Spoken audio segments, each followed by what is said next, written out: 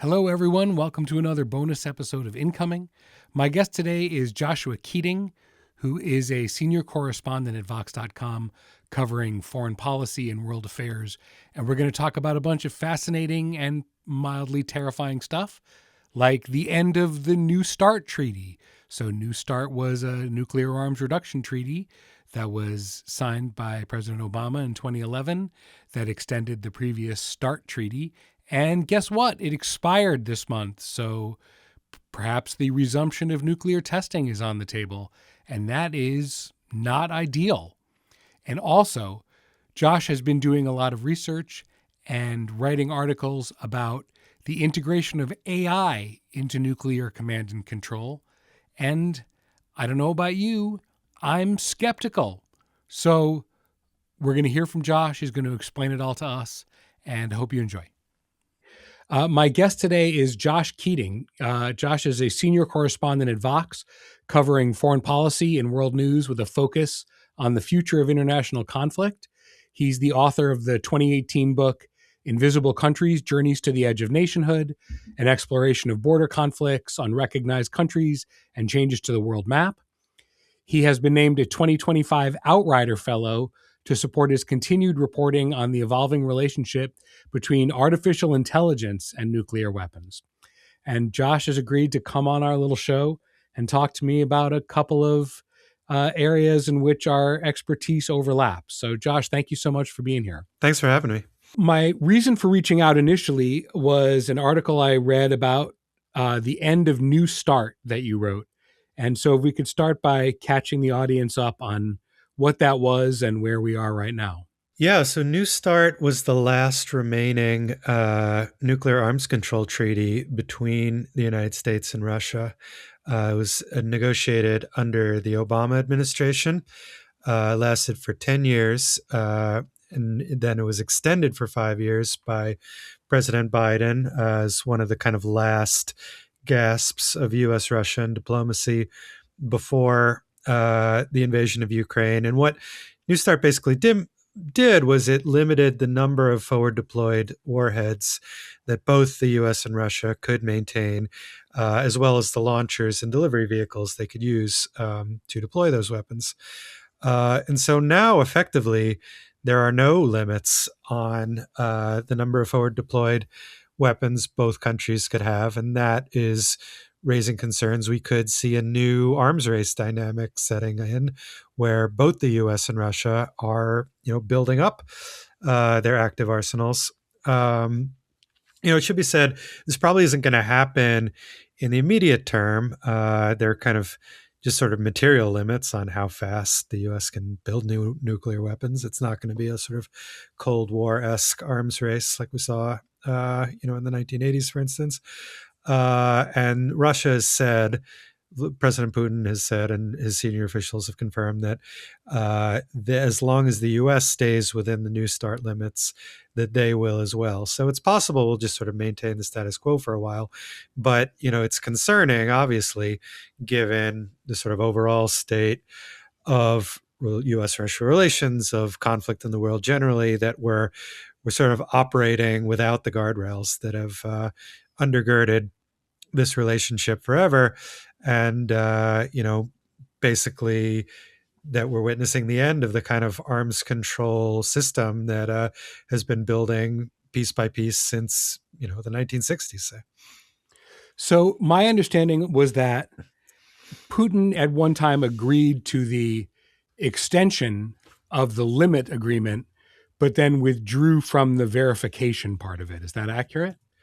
Yeah. So at the beginning of Joe Biden's presidency, Putin, the U.S. and Russia agreed to extend the treaty for 5 years. This was just a few days before it was set to lapse. But it was in February of 2023, and this was sort of as the war in Ukraine was raging. Putin announced that Russia was suspending its participation in the verification measures under the treaty. So this means they're still basically abiding by the limits that the treaty laid out, but the sort of, the verification measures that allowed both countries to make sure the other one was abiding by it had already gone by the wayside. So, in a sense, the treaty was already dying before the final nail in the coffin came last week. Can you tell me what the verification procedures were? The U.S. and Russia have sort of been in this business together for decades now, and there's sort of long-standing procedures of both countries sending inspectors to each other's nuclear facilities to verify that the other party is in compliance with its treaty commitments. That's nothing new. That's something we've been doing, and something we were doing in systems that were put in place even in the worst years of the Cold War. So it's really. For me, what's concerning is not so much that this treaty that we were sort of barely abiding by to begin with has fallen by the wayside. It's just that, that there used to be a sort of active conversation between the two sides, that there were, it was sort of agreed that whatever other tensions existed in the relationship, that these weapons were dangerous enough that they could be kind of separated from, other conflicts in the U.S.-Russia relationship, and that seems to have withered away. Right, but the mutually assured destruction part of it stands, regardless of the number of forward deployed warheads and delivery vehicles. We both still have enough. Well, in theory it does, but another thing I've written about is you're starting to see more talk about limited nuclear war, about the idea of using tactical weapons. So, since the beginning of the war in Ukraine, Putin has talked increasingly about. He's several times referred to Russia's nuclear arsenal, threatened to use nuclear weapons in Ukraine, and I think there are sort of officials and experts in the U.S. too think that we should be like updating our doctrines to be talking more about limited nuclear war, winnable nuclear war, things that happen on the battlefield and don't go to an all-out thermonuclear exchange. That I think there's an increasing feeling that nuclear war is something that could be controlled. That's an awful big gamble to take. Sure and is. I personally think it's dangerous to even be talking that way. But that's the kind of thing that sort of undermines the idea of mutually assured destruction. If both sides believe they can, use these weapons and it won't be the apocalypse, they might be more willing to push their luck. Yikes. So the most recent reporting on it, and we're recording this the week after the treaty expired, is that Putin agreed to a 1-year extension of New START, but President Trump declined to accept that, saying that he wants to negotiate some new and longer agreement that includes China too, which is, let's call it far-fetched, but that is currently what I'm reading is on the table. Well, the China factor is key here. I mean, this is something Trump's been saying going back to the first term. Was this idea that if the U.S. Is agreeing to limit its nuclear arsenal while China is building its arsenal up. And it's true. China is nowhere near a nuclear peer of the U.S. and Russia, which still between them control 90% of the world's nuclear weapons. But it is rapidly expanding. It doubled its nuclear arsenal in a decade. This adds a kind of new destabilizing dynamic to arms control. People have called it the three body problem, referring to the popular Chinese science fiction franchise. This idea that we know kind of well how to negotiate arms control agreements between two parties. When you have three that are kind of nuclear superpowers, it gets a lot more complicated, and the sort of like game theory of it Right. becomes a lot more hard to manage. And it just does add a kind of new and destabilizing dynamic. I mean, clearly we do need nuclear talks with China. I mean, the thing is, when Chinese officials are pressed on this, what they say is like, let's get somewhere close to parity with you guys before we even talk about limits on our arsenal. Like, why is the U.S. talking to us about limiting our nuclear weapons? Why don't you reduce your arsenal? That's where that conversation kind of goes. The U.S. and Russia each have about 4,000 weapons, and China has about 600. Yeah, so China's arsenal is projected by some accounts to reach as many as 1,500 warheads by 2035. So that's a lot more than it has now. It's nowhere near in the same league as the US or Russia.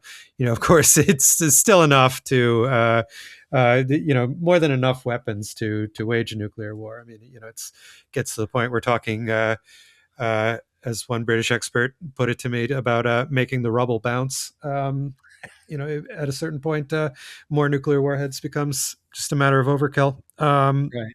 But I mean, China clearly sees having a real nuclear arsenal, a credible nuclear deterrent, as part of its overall campaign to project international power, to be taken seriously on the world stage. It believes it needs to have a credible nuclear deterrent, and so it's building one up very quickly.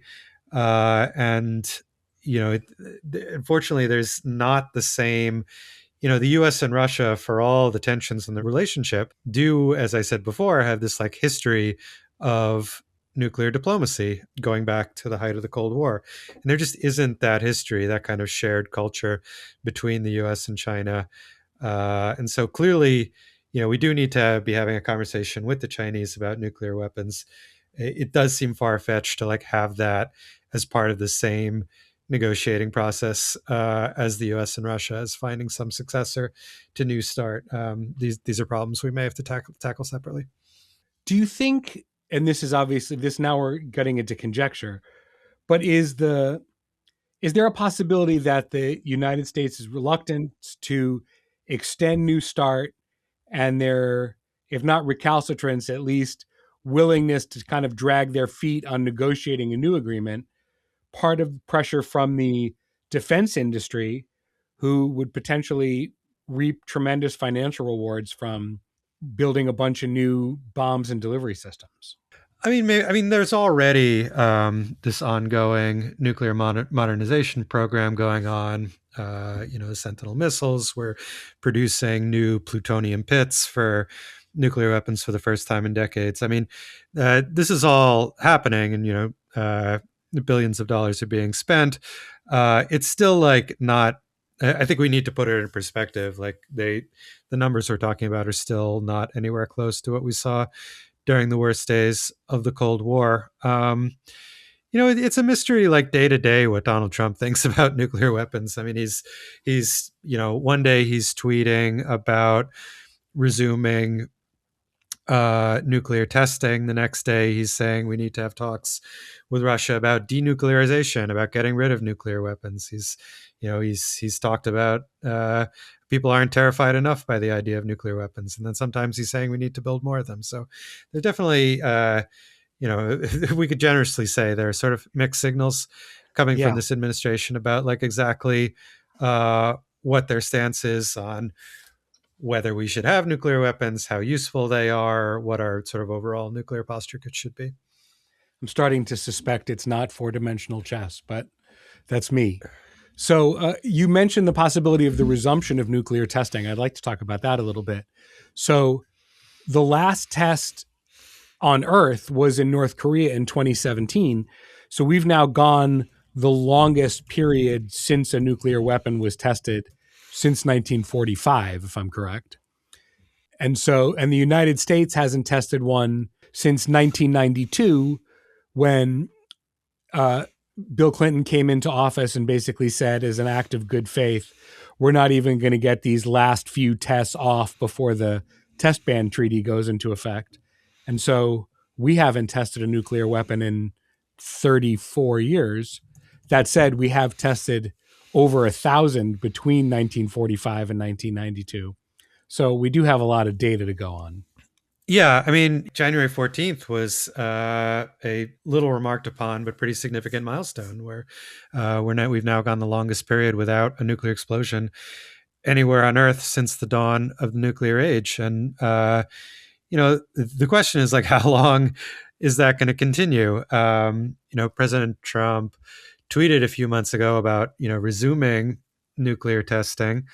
There was a speech by the Thomas Donano, the Undersecretary of State for Arms Control, last week that essentially accused China of having conducted covert underground nuclear tests. It's a little confusing. What it's not quite clear what he's talking about. It may come down to some rather technical differences in the definitions of how the U.S. and China define, subcritical nuclear testing, which isn't really worth getting into here.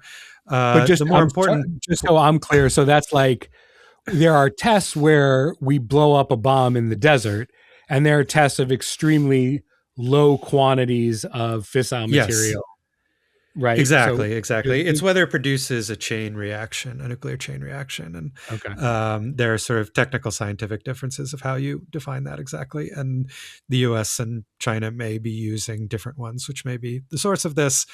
But this is something that basically you could see the U.S. administration using this as a pretext to resume sort of live, active testing on our own part, actual detonation of real nuclear weapons.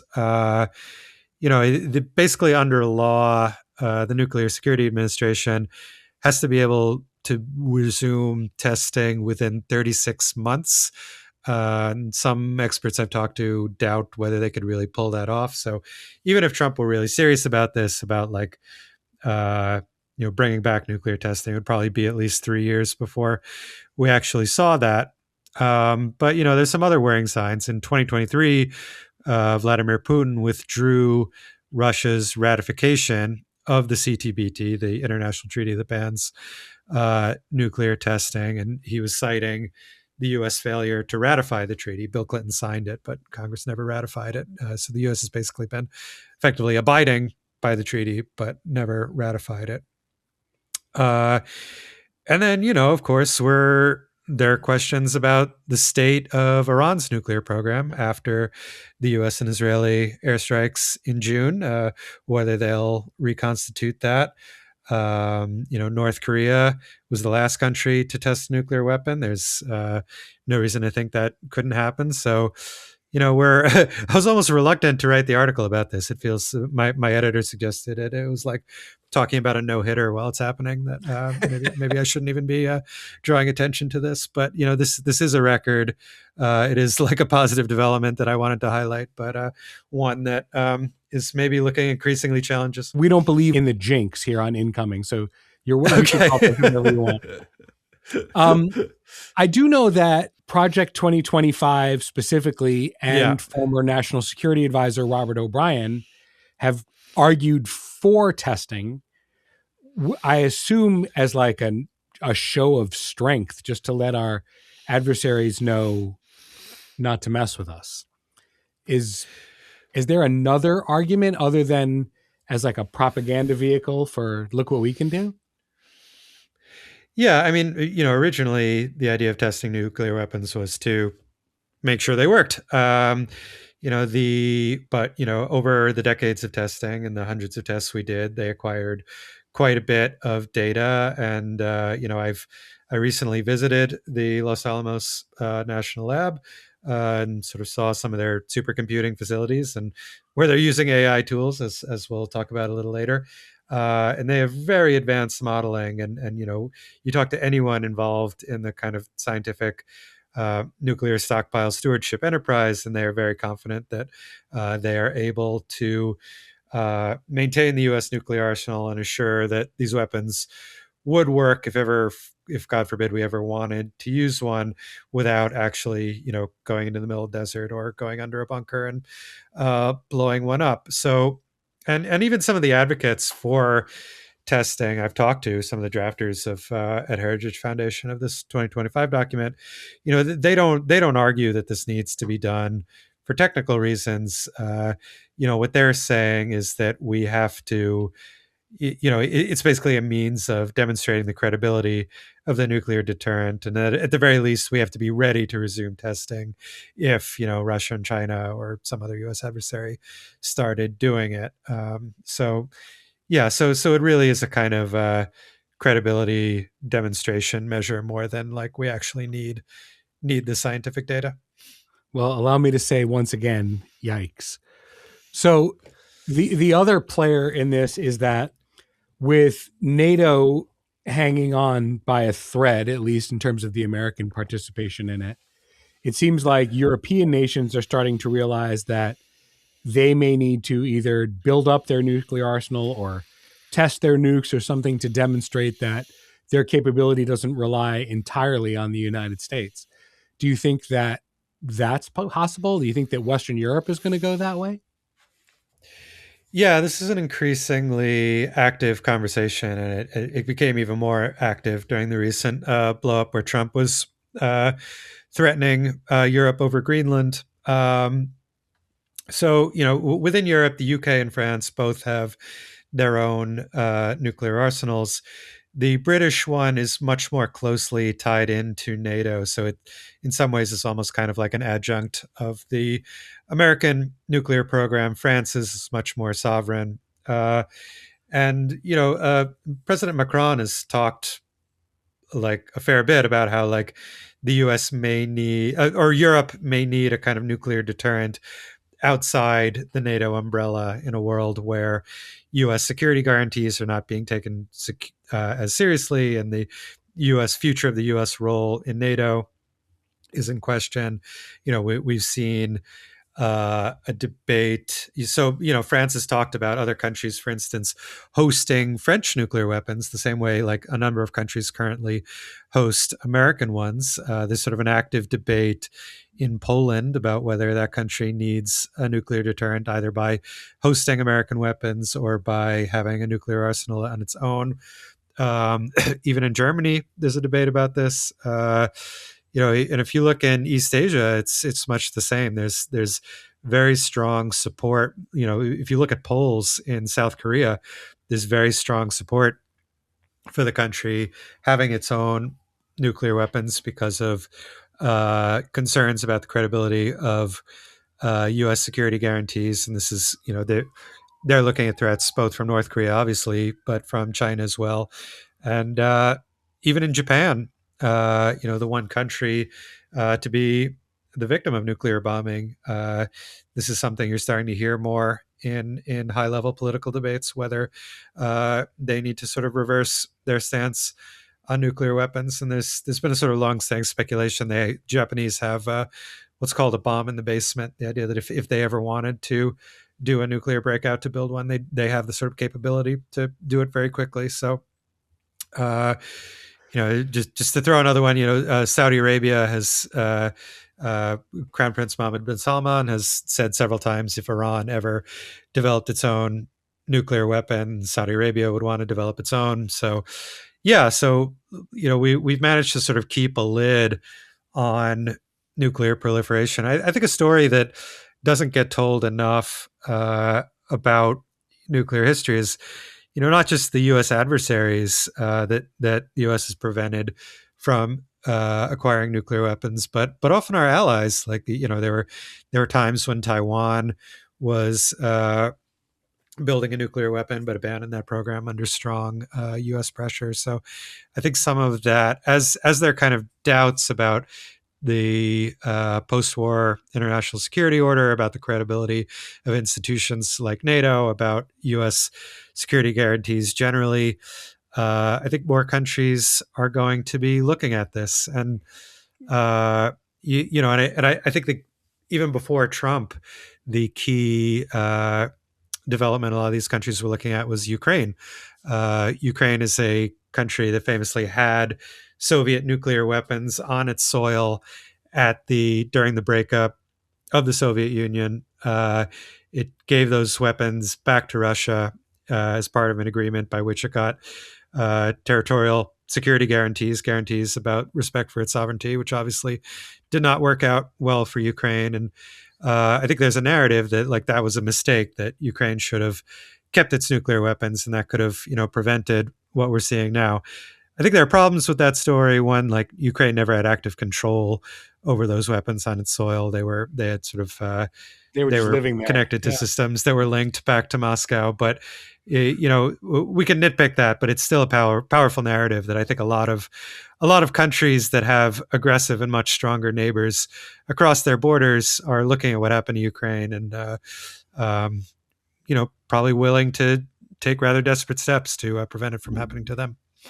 Yeah, it's another argument in favor of Article 5, right? Which is basically like if a NATO state gets invaded, that the other member states will come to their defense.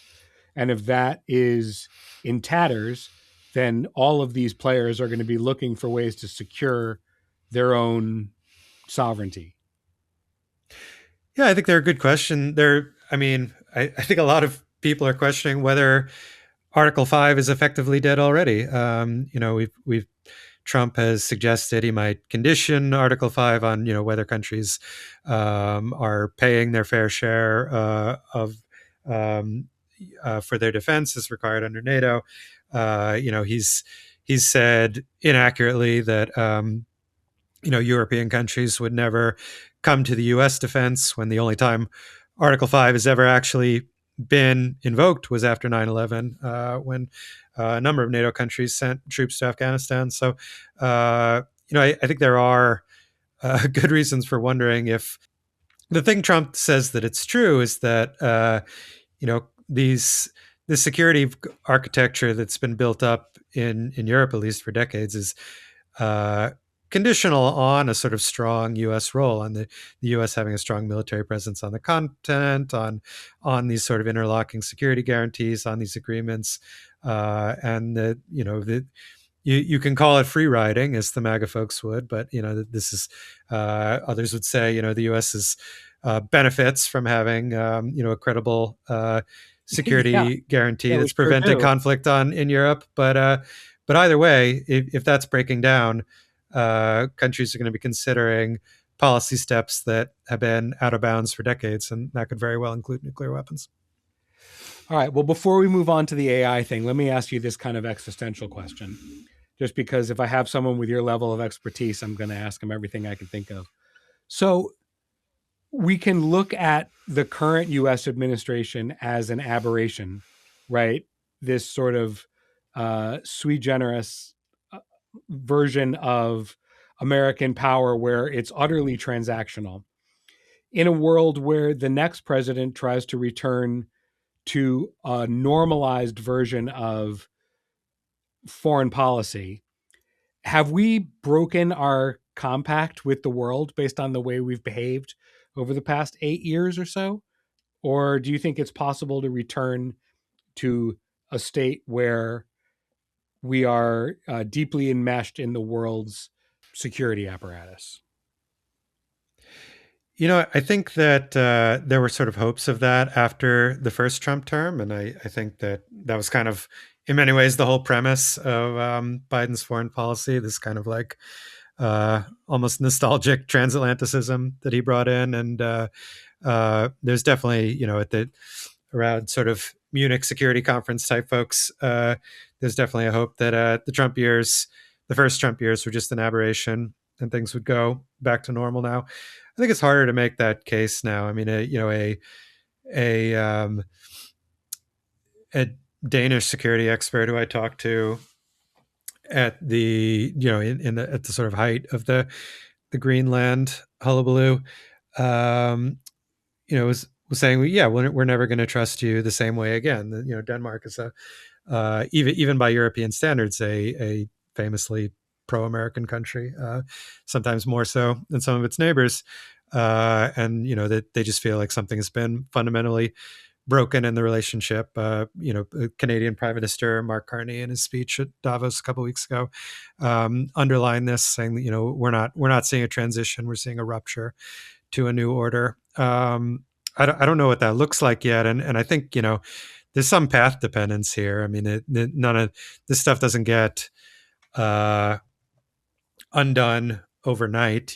There's still joint military operations and exercises between the U.S. and its allies happening all over the world all the time. There's still countries buying American military hardware, including Taiwan, despite President Trump's somewhat dismissive attitude toward it. They're still announcing those arm deals. So I think like a lot of countries, I think there's a new way of thinking, certainly, and countries are going to be looking for opportunities for hedging, for sort of increasing their military sovereignty. But these things take time. It's a sort of deeply there are a lot of sort of patterns of behavior and path dependency that's going to take a while to undo. But I do think uh, we're some sort of new global security architecture is taking place, even if it's not quite clear what's going to look like yet.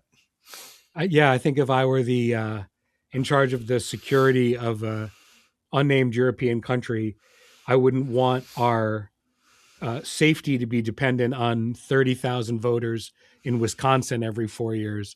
I think we'd want to be on more stable footing than that. Yeah, and it there used to be. I mean, the line that politics stops at the water's edge was never like completely true. Different countries took different policies, but yeah, I mean, the degree to which international well, one, that it's hard to even negotiate an international treaty now. I mean, it's hard to imagine like Yeah. a sort of new start type treaty being ratified by Congress anymore. When you see the U.S. pulling out of, say, the World Health Organization, canceling the Iran deal in the first term, tearing up the Paris Agreement, like I think it's become very hard for countries to believe that agreements made with one administration will last into a new one, and I think that's a kind of very destabilizing dynamic. So, one of the reasons I was excited to talk to you today is because of your ongoing reporting and expertise around the introduction of AI into the command control systems involved in nuclear decision making. Now, for all of us skeptics out there, of which I am profoundly one, I've read a lot about what you've reported so far. And I know that we're talking not about putting AI into the push the button capable part, but certainly in the decision making apparatus leading up to that. So I'm hoping you can tell us a little bit about where we are and where you think we're going. Yeah, I mean, this is a conversation that it's funny writing about nuclear things because the depiction. I think it may be partly just because we don't have that much real world experience with fighting a nuclear war. We've only used these weapons twice, so I feel like movies almost like loom very large over any discussion of nuclear policy. Whether it's from Doctor Strangelove to the recent House of Dynamite. But when you start talking about nuclear weapons and AI, what people immediately go to Terminator, to war games, to these movies where a rogue AI system actually sort of takes over the nuclear weapons and uses them. And they're even some of the people involved in the nuclear enterprise itself, like do this. Anthony Cotton, this sort of outgoing commander of Stratcom, said, yes, we're going to be increasingly using looking for ways to use AI effectively, but it's not going to be war games. We're not actually giving, as one expert put it to me, we're not giving ChatGPT the launch codes. Yeah, And he said I think that's he said genuine. we do not have a Whopper in Stratcom headquarters. Literally invoking the fictional computer Yes, from war games. it's true. Yeah. It's true. So we're not doing that. We're not literally building a machine that is going to play chess with Matthew Broderick or whatever. But that is not to say that AI is not playing an increasingly role in the nuclear enterprise. Cotton also said they're looking to use AI and machine learning to accelerate human decision making, and some of that doesn't sound so bad. You talk about things like preventive maintenance, like AI tools are very good at sort of examining a lot of data and predicting when machines are going to break so that you can, replace spare parts, before something goes wrong. I think people would be surprised to know that like the our nuclear command and control systems can be surprisingly low tech. That they're air gapped from the wider internet. Up until the 90s, they were using floppy disks in a lot of these command and control systems. And I'm not even talking about the little plastic ones from the 90s. I mean the like big soft ones from the 80s. But so we get this idea that there's always going to be a human in the loop when it comes to nuclear decision making. But and that's easy to say, but I think the more important question is what information is that human receiving that's allowing them to make decisions. So you could imagine AI being used, say, to identify potential targets, to track enemy missile facilities, and identify the places that we should strike first in a nuclear exchange, or if a potential incoming threat is detected, to determine whether this is really an attack or a false alarm. And so that those are the cases where it's easy to say human in the loop, but if the human is getting this this data from an AI on which they're making their decision, like how different is that from the AI actually being the one making the decision? And we have plenty of instances throughout history of technology leading people astray and leading to some pretty terrifying nuclear near misses.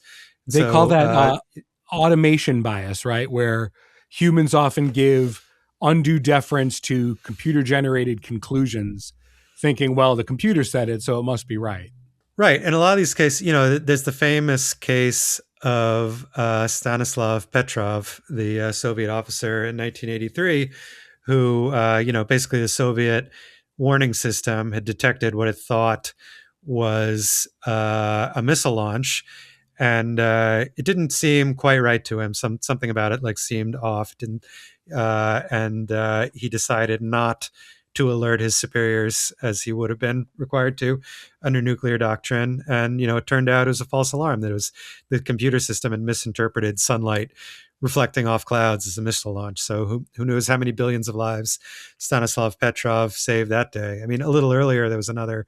Zbigniew Brzezinski, the U.S. National Security Advisor, was woken up by a call informing him that 220 missiles had been fired from Soviet submarines off the west coast of the U.S. And he had to decide in the middle of the night whether he was going to call Jimmy Carter and wake him up to tell him that nuclear war had begun.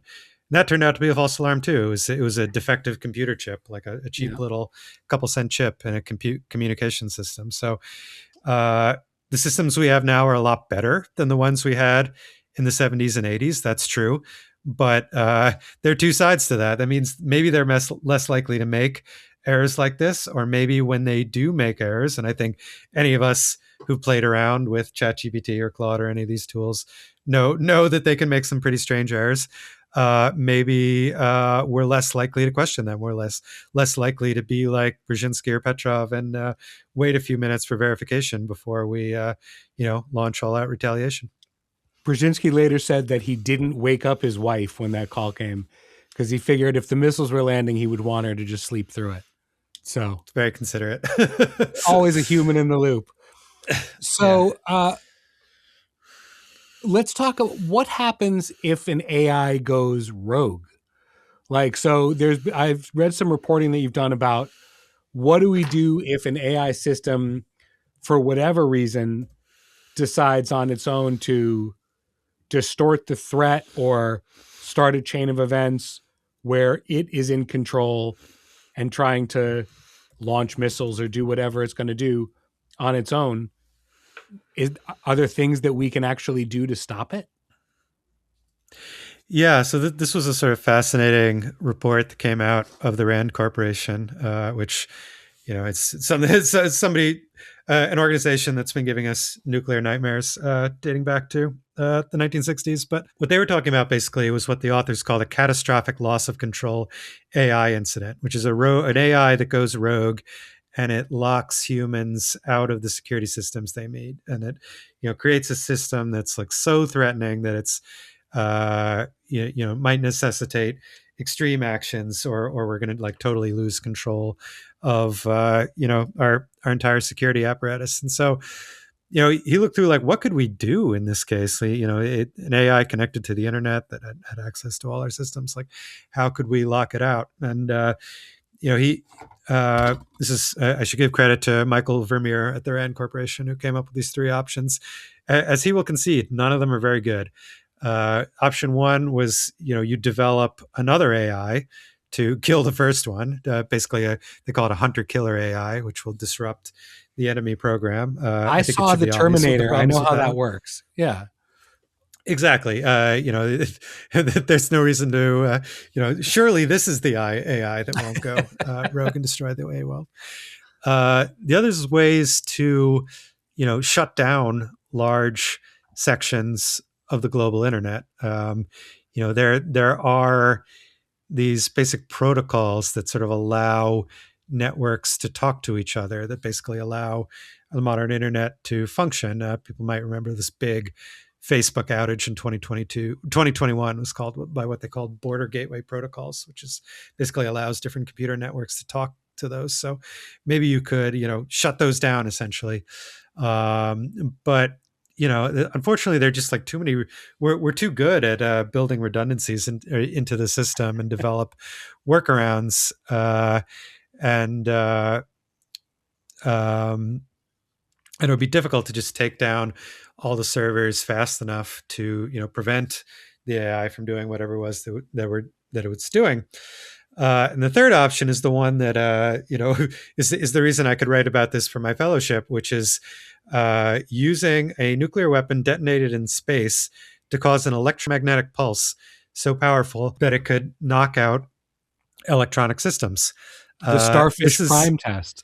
Yeah. This is a real thing. Yeah. In 1962, there was a test called Starfish Prime. The U.S. detonated a hydrogen bomb over the Pacific Ocean. It caused an electromagnetic pulse, an EMP, so powerful that it knocked out streetlights in Hawaii. And this was in 1962. So we didn't have, iPhones or the internet back then. So we don't really know what this would do to the global internet. This is something like people have been warning about for a while. Like Newt Gingrich, former House Speaker, is like really kind of obsessed with EMP attacks and how we're not prepared for them. It got a little attention a couple of years ago too, when there were sort of reports about Russia potentially having plans to put a nuclear weapon in space, and this was not to kill people on Earth, but to sort of blow up other satellites or create an EMP. Maybe this could be used to take out the AI. I mean, again, this seems like it's hard for me to imagine how this would work. Like the amount of damage you'd have to cause. You'd have to assure that like what you're doing was actually better than the potential scenario you're trying to prevent. We'll take us to, yeah, the AI not a lot of good not a lot of good options. The AI won't blow us up, but we will go back to 1850. But otherwise, we're going to be fine. But I should note, Michael Vermeer thinks a catastrophic loss of control scenario like this is a low probability event. There are things to worry about with AI, but this is probably on the lower end of probabilities. But if we entertain the idea that it's at least the worst case AI apocalypse scenarios are at least popular, I think we should not assume that we have quick and easy technical or military solutions for it. I assure you, no one who listens to this program believes we have an easy solution for any of it. Well, while we're talking about the things that AI might not be good at, it's worth talking about that, like their reasoning models are getting more advanced, but they're still prone to error. And we have a recent example of that with the AI targeting system known as Lavender that the Israeli military used to target suspected Hamas militants during the war in Gaza. You talk a little bit about that?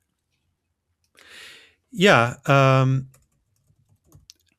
So, according to independent media in Israel, Lavender, the system that the Israelis were using to go after Hamas, may have had an error rate of up to 10%. And that in the context of Gaza, that can lead to a high number of civilian casualties, and perhaps the Israeli government considered that a price they're willing to pay in the war against Hamas. But when you're talking about nuclear decision making, that's probably not a gamble that anyone really wants to make. Yeah. The And the thing about AI models, like as I think we've all learned, if we played around with these tools, is they're only really as good as the training data they get, and so the more data you can feed into them, the better they are. And in my recent reporting in Los Alamos, which looked at sort of the testing uh, portion of this, like basically they're using AI tools to help analyze, these decades of data they have from doing nuclear tests, and they're using it for stockpile stewardship. When we're talking about like the actual fighting of a nuclear war, targeting or threat detection, the problem is we just don't have a lot of examples to draw from. Like I was saying before, we've only used these in war twice, and so so basically what the models would be trained on is war games, simulations, experiments, and I think what most honest people involved in nuclear strategy will tell us is that all the all we've written about the sort of game theory and strategy behind nuclear war. It's so much of it is theoretical. Like it's all like us guessing about how this would go. Like I don't think any of us. I think we need to have some humility about the fact that like if this happened, we really don't know what it would look like. It probably wouldn't look like any of the movies we've seen or any of the think tank papers we've read. And so if we don't know, and we haven't, then the AI doesn't know either.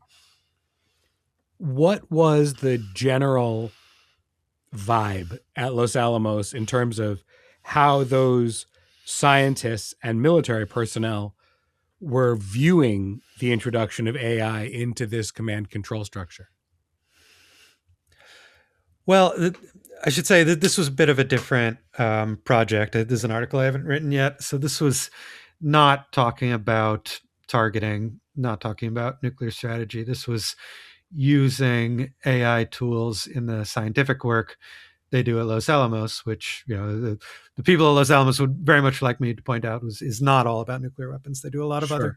scientific researches there as well. But basically, they have some of the world's most advanced supercomputers, and those computers have access to some of the world's most sensitive data on nuclear testing. So turning OpenAI's tools loose on that data, they believe, and from what they've seen so far, can like unlock a lot of new experimental possibilities in terms of the scientific work they're doing at Los Alamos. I mean, I think what struck me, and this isn't even really like a nuclear question, is just like the degree to which AI is changing the way people do science.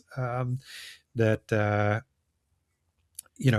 basically like the way some people refer to these tools, it's like a postdoc or a graduate school researcher that doesn't need to sleep or eat and never calls in sick, and it can just be run thousands of tests a day continuously. And I think it's a lot of them were finding some pretty exciting things to use these tools for, both on weapons research and on the civilian side. But I heard some sort of concerns too about what this does to the future of scientific research, about the way science is conducted, about the way scientists start their careers, come up, the way they sort of learn to do science often is by conducting these experiments. So when you outsource a lot of that work to the machines, I think it's a really kind of like seismic shift in the field, and obviously science isn't It's not the only field where we're seeing that. I see it in my own industry and journalism as well. Yeah. But yeah, I mean that sort of struck me as much as the actual technical uses of these tools, like what it does to the kind of culture of science. Wow. All right. Well, Josh, I can't thank you enough for taking some time and talking to me about these things. I hope that our listeners enjoyed the conversation. Um, Josh, again, you find his reporting at Vox.com. And I think it's really essential if you want to keep track of what's going on in this little sphere of our ever widening nightmare. And thank you for being here. Hey, thanks for having me anytime. Thank you so much to Josh Keating from Vox.com. Hope you're enjoying these little nonfiction bonus episodes we put together to keep you entertained while we finish season 2. If you want to reach out to me, david@incomingpodcast.com. I would truly love to hear from you anytime. Thank you for sharing the show with your friends. Thank you for commenting and rating on the platform of your choice. It means everything to us, truly. We really appreciate you. Excited to bring you some more stuff soon. Hope you're well. Talk to you later.